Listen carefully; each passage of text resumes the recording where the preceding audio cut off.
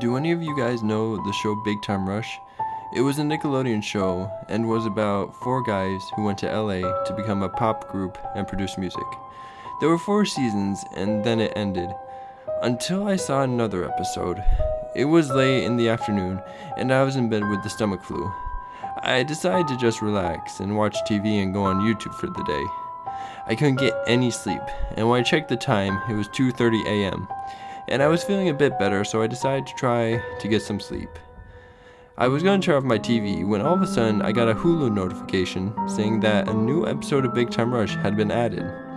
I was confused since that show was taken off the air years ago, but I decided to watch it for some nostalgia, just to see the band back in action one last time.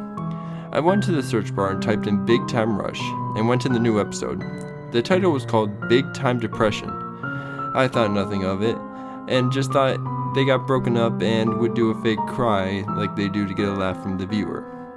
I clicked the enter button on my remote and it loaded up, but there was no intro scene. It just skipped to the song.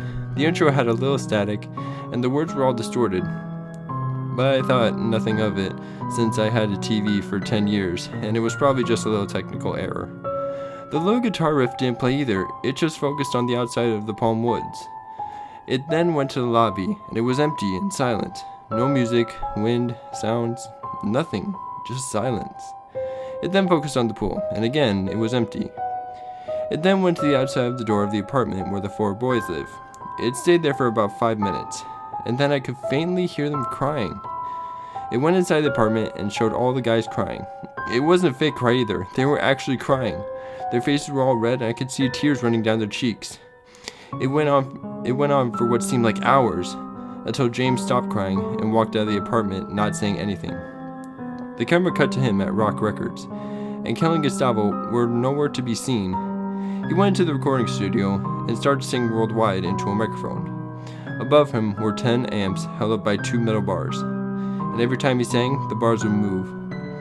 He was about to sing the chorus, but he looked up, saw the amps were about to fall. He closed his eyes and sang what he could until the amps fell on him, making a disgusting crunching noise. The screen faded to black and then cut to the boys crying.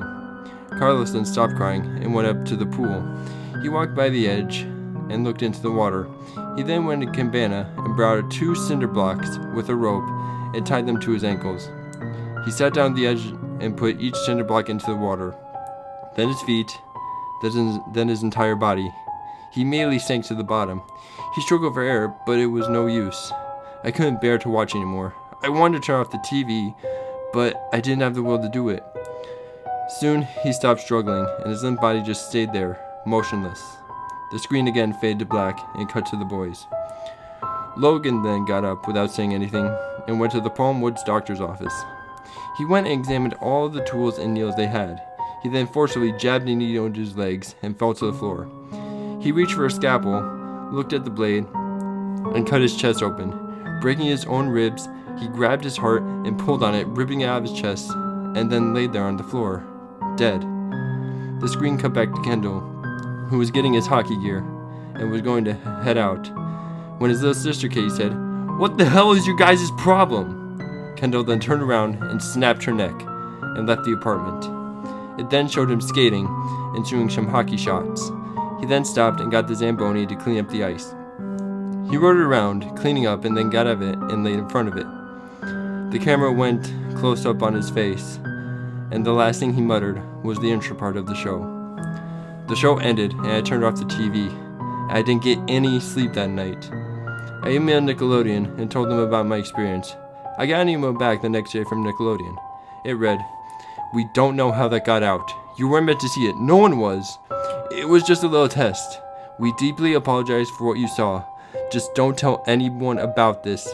Nobody can know what happened. Sincerely, Nickelodeon." What the hell?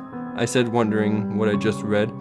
I went back to Hulu to find the episode had been deleted. I tried looking it up, but no luck. I didn't know what to do. I couldn't get the imagery out of my head. I didn't say anything to anybody, but I still can see every single scene. I won't tell because nobody can know what happened.